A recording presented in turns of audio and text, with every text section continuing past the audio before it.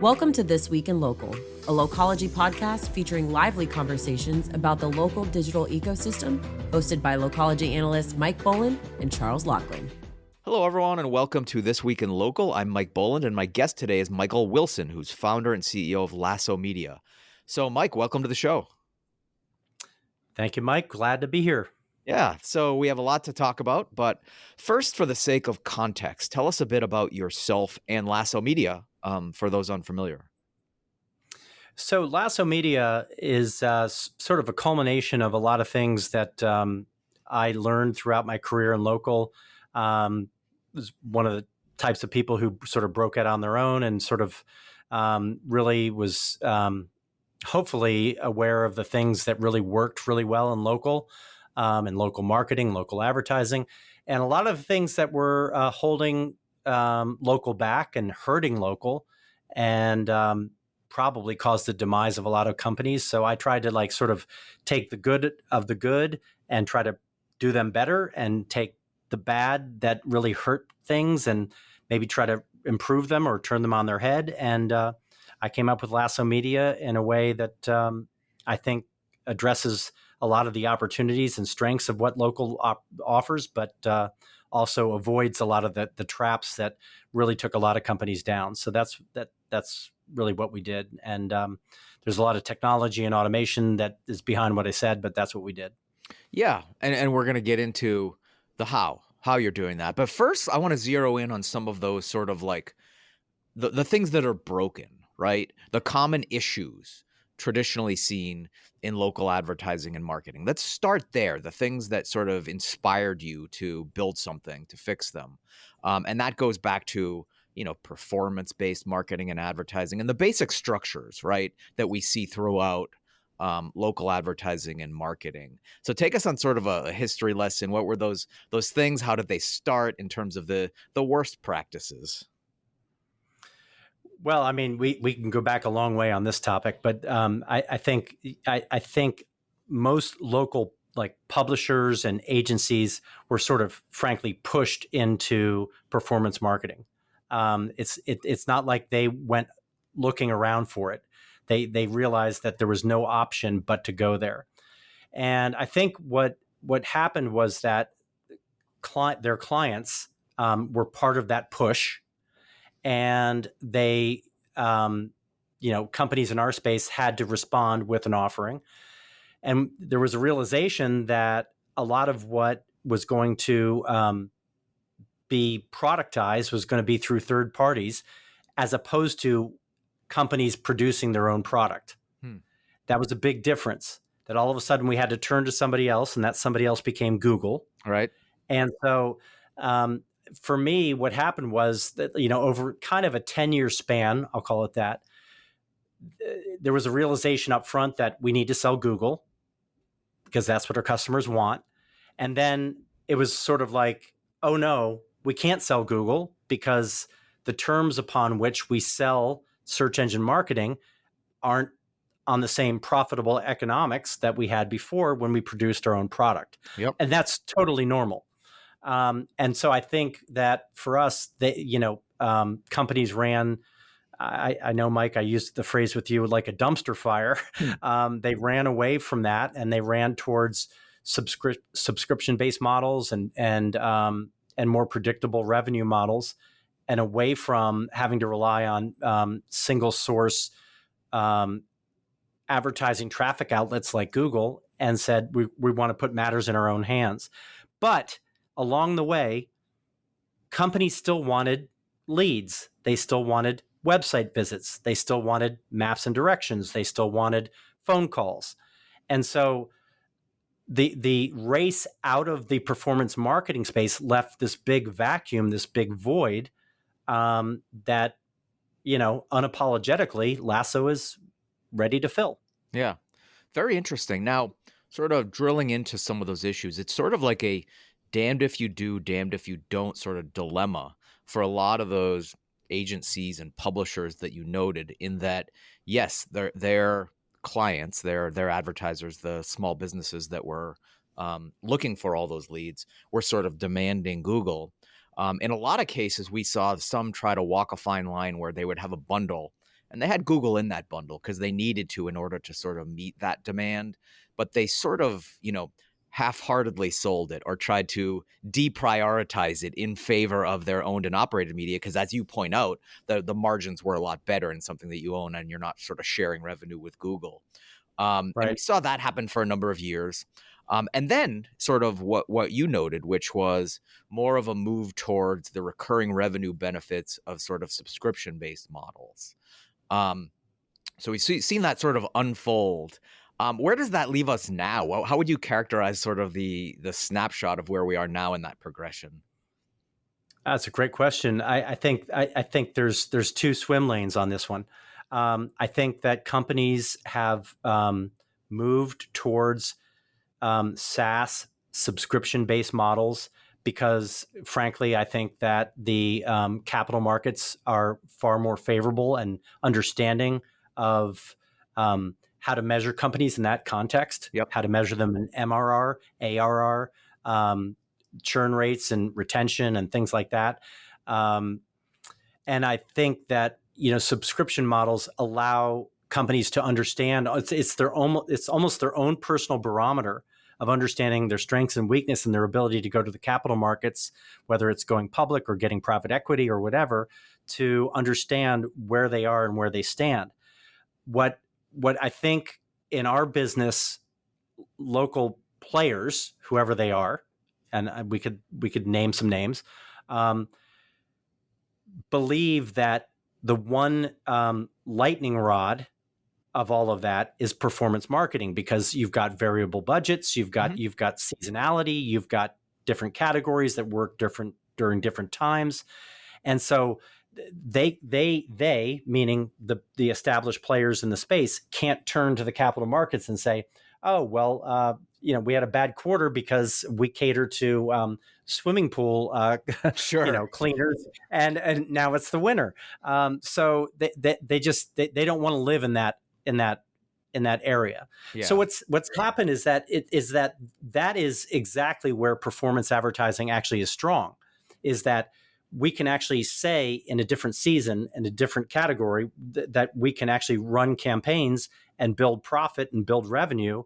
And also, most importantly, build business for local advertisers, even when you're sort of off this sort of steady stay of subscription SaaS-based marketing. Yeah. And that's where our business model really works. So it's interesting. It's one of those classic cases where the sort of goals and needs of the provider, in this case, agencies and publishers, are not necessarily aligned with the businesses they're serving. Because as you note, the businesses they're serving want, in some cases, performance-based marketing. It might be seasonal. It might be, that type of business that results in uneven or lumpy revenue. But, that's what they need and that's what they do. So with that sort of backdrop, now let's sort of move into what is Lasso doing to sort of position itself given all of those environmental factors you just outlined. Well, it's a big question. I think the thing that I'd love for this audience to understand is what we do first and foremost is one of the things I observed when I was, working directly with some of these companies that we're talking about, is there was a lot of emphasis placed on human capital to deliver campaign management, campaign perfection, campaign results, etc.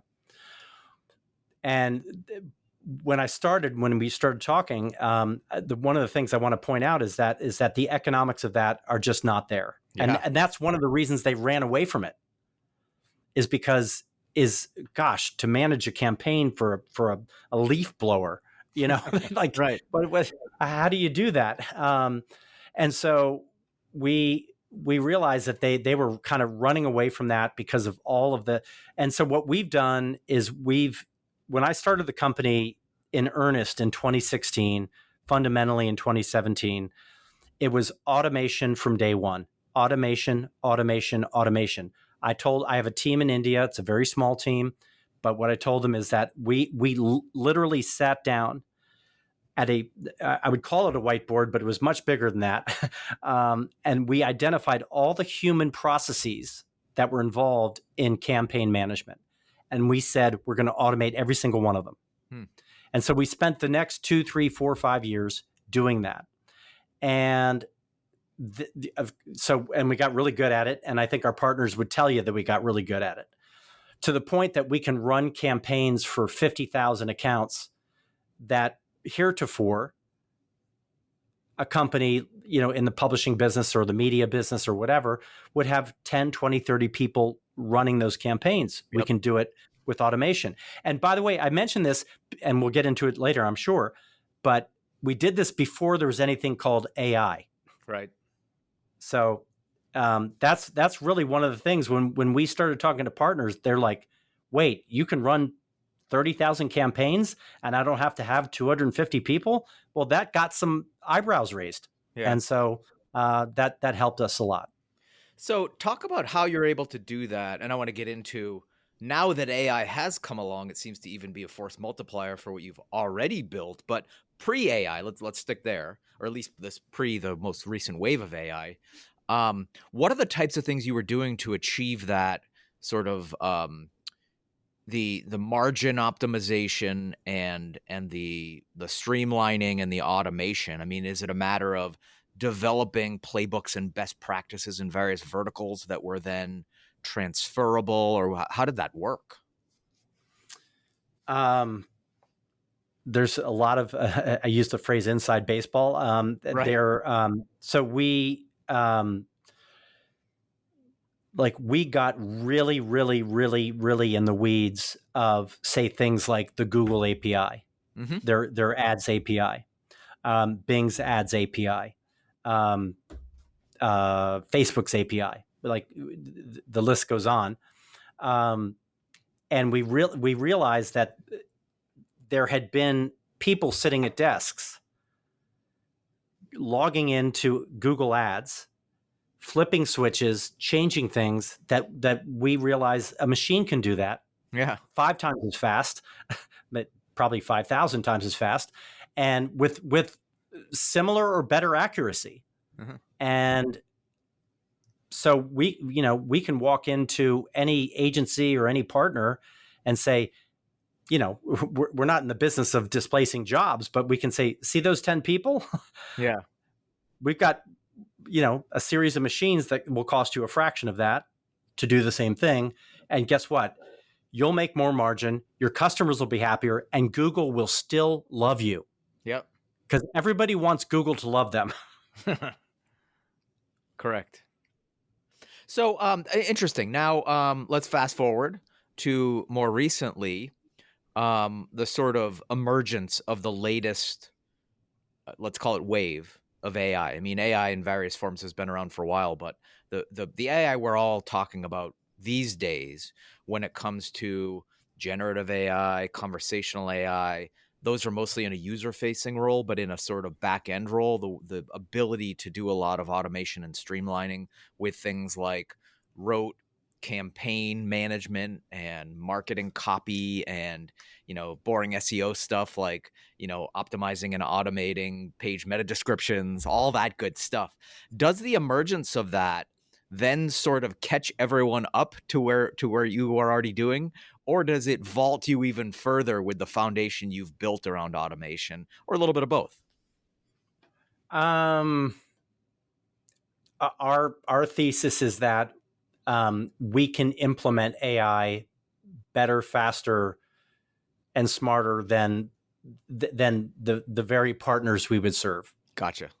Makes sense. Because we live. You have a head start. Yeah, we live in a lab that. Like Lasso lives in a lab. We take the sort of paradigm of like experiment, fail, experiment, fail, experiment, fail. We take that really, really seriously, and we fail probably 50 times a day. Nice. But we succeed 2 times a day, and those 2 successes are all that matter. Yeah. And we we've tried everything with AI. We do campaign management with AI. We do keyword selection with AI. We do keyword eradication with AI. We do lead validation with AI. I mean, I could just sit here and waste this podcast on how many ways that we use AI. I mean, we start with, for example, in like call advertising, like we receive calls, we've got call tracking numbers, we do call recordings, call transcriptions. Those transcriptions get analyzed by AI. We do a sentiment analysis of is that a lead? Is that not a lead? I mean, and then we feed back the system what didn't work. Like that's not a lead, so we no longer use. Like it's just. If I sound excited about it, it's because I am. No, that is exciting. I mean, I spend a lot of time sort of theorizing the places that AI is going to apply in those marketing workflows. And yeah, we could just list off all that stuff. So rather than just and by the way, if we had this call a year from now, the list would be 1,000 times greater. Yeah, well, it will be. That's where I was going to go next. Where are you excited about the areas that it hasn't latched onto yet? And you can answer that at a high level or even granular in terms of just like parts of the marketing stack and the workflows. And you mentioned some great examples that hadn't even occurred to me, like call tracking. Yeah, I think in like let's use call advertising just to stay on that topic for a second. The historical model of call advertising has been simply based on duration. Mm-hmm. And then, of course, we've got call tracking, we've got call recording. All those things are obviously a big part of how we analyze calls. Sentiment analysis and keywords for sentiment analysis stuff. But that's newer. That's newer, and AI is actually only accelerating our ability to understand that. But my point is that I at Localogy, one of our themes was time is standing still. Mm-hmm. What do I mean by that? The clock has stopped. The idea that call advertising should be predicated around the duration of a call as opposed to the sentiment or the outcome of the call is an antiquated idea. Yeah. It's a false signal. And now the problem is that the players in the space, national advertisers, agencies who cater to the national advertisers, they still live in this, was it 60 seconds? Was it 90 seconds? Was it 120? Okay, well, maybe it was 14, but maybe you got a great lead, and now with AI and transcription, we can prove it. Yeah. So I think, if we have this conversation in a year from now, and there's some advertisers on the national scale or even on the local scale, and agencies who cater to them that have come over to that understanding, that's a really good sign of progression and embracement of technology. Yeah. And I think, calls is sort of underrated in the broader scheme of things as something that just sort of seems passé in a digital era. But it is amazing how many high value local business verticals prioritize, want, and value and prefer to get their new business leads, whatever the case may be, over the phone. And even if you go beyond sort of the traditional long tail of mom and pops, look at call centers. So that area is massive if you can sort of transform that. It's a multi-billion-dollar industry still. Yeah. Maybe it shouldn't be. Right. Maybe everybody should just be focused on how many, stars you get, on social media and how many likes you get and how many followers you have. But the bottom line is that there's still a huge business out there for call advertising. Sure. And, we cater to that. Yep. So this is all fascinating. Let's now talk about any sort of, mini case studies you have or examples of, naming names. You mentioned naming names earlier. Are you at liberty to name names, any of your clients or recent things you worked on that sort of personify all these things we've been talking about? And if you can't say their name, that's okay, as long as you can talk about the details of the work you did with them. Yeah, I prefer not to name names. I mean, look, in general, Lasso our sort of like personal sales funnel is working with partners and agencies, because our thesis is pretty simple, is that, and I got this from back in the day when I worked for Yellow Book and Haibu, which is that you can either be a product development company or you can be a sales in local. You can either be product development or you can be sales and marketing. Yep. It is almost impossible to be both. And all sort of publishers and agencies want to be both. Yeah. They desperately want to be both. It's just not in the cards. I may go to my grave thinking that, but that's what I think. So for us, working with agency partners who realize that they have great client relationships and they know partners like Lasso who can deliver at scale, high quality conversions. And by the way, we talked about phone calls, but for us, it's not limited to that. Oh, right? of course. Yeah. It's conversions can take many different forms. Yeah. Form fills. It can take Social, even ratings and reviews themselves. email marketing, go to, Yes. Yeah. So for us, when people present us with a marketing opportunity, yes, phone calls have been very important. They seem in local to not go away. Yeah. I think local wish they would go away, but they don't. And I was kind of surprised at how much of a market is still there for it. I knew that when we started Lasso back in 2016, 2017, I knew that the metric at that time that we would be measured against would be phone calls. And over that period of time, so that's 6 or 7 years, that's maybe 8, that the metric would change. It's changing, but it still hasn't changed. The big national advertisers still want phone calls. Local advertisers, I talked to, even in my local town, I talked to lawyers, doctors, plumbers, roofers. They still just want the phone to ring. Yeah. Do they want good reviews on their website? Of course they do. Do they want lots of followers? Absolutely. But in the end, you know what? Somebody, who goes to a foot and ankle guy, their foot's going to heal. He needs a new broken ankle, So, so that's where we come in. Yeah. So interesting. So, sort of winding down here. And to sort of close the discussion on more of a forward-looking note, what are some, predictions you have? You seem to have a great sort of perspective in your tenure in this space, watching where it's come from and the trajectory.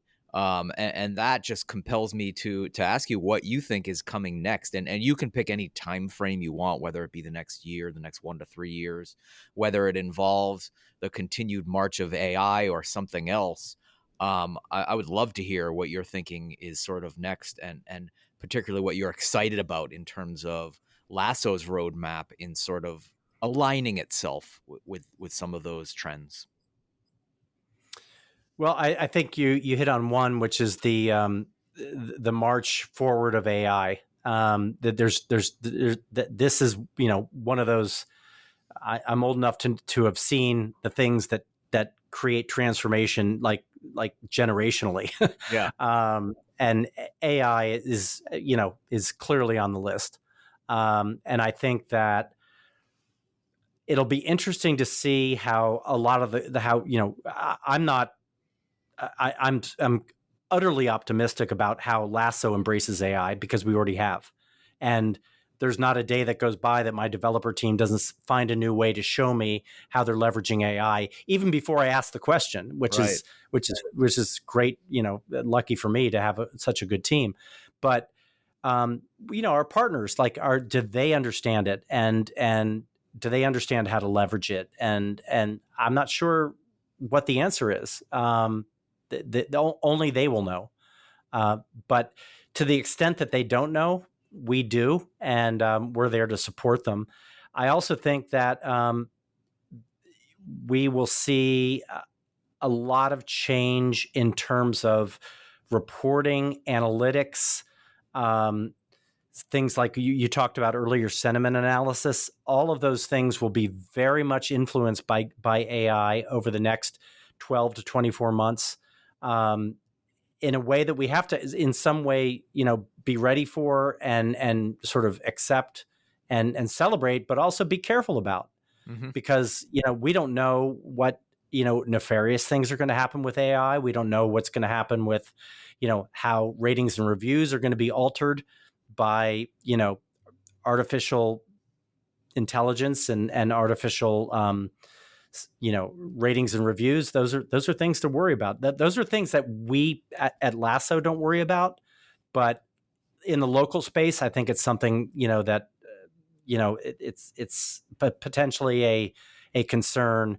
where back in the day, gosh, you worried about like how somebody was going to publish in the yellow pages nefariously, or how somebody was going to slam your phone and switch you from one long distance carrier to another. Yeah. AI is this whole new thing of like, you have to be careful of what is going to happen because you don't know.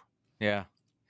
Yeah, you're right. I mean, there have traditionally been some sort of nefarious bad actors in this local commerce space, everything from click fraud to reviews fraud. We're probably talking about higher stakes here, but also higher potential. And there's almost no way to know. Yeah. That's the scary part. Right.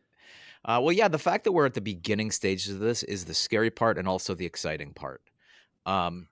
So I think that's actually a good place to end it. So I want to thank you, Mike, for joining us and for your insights. Well, thank you. It's been a pleasure, Mike, always to talk to you. And thank you for your audience. And Lasso's excited about serving the markets in local and national and local partnerships and agencies. And we're grateful for the opportunity. Absolutely. So thank you, everyone, for listening. This has been This Week in Local. Stay tuned every week for more episodes. You can find the show on all major podcast networks and find out more at localogy.com. So please subscribe, like, and comment. Your engagement helps others find us. And if you're interested in being a guest or sponsor, you can email us at podcast@localogy.com. So I'm Mike Boland. Our producer is Dara Sweat. This week's guest has been Mike Wilson. You can find out more about Mike and Lasso Media in the show notes. So thanks for listening and see you next week. Thank you for tuning in to this week's episode of Localogy's This Week in Local with Mike Boland and Charles Loughlin. Be sure to subscribe for more.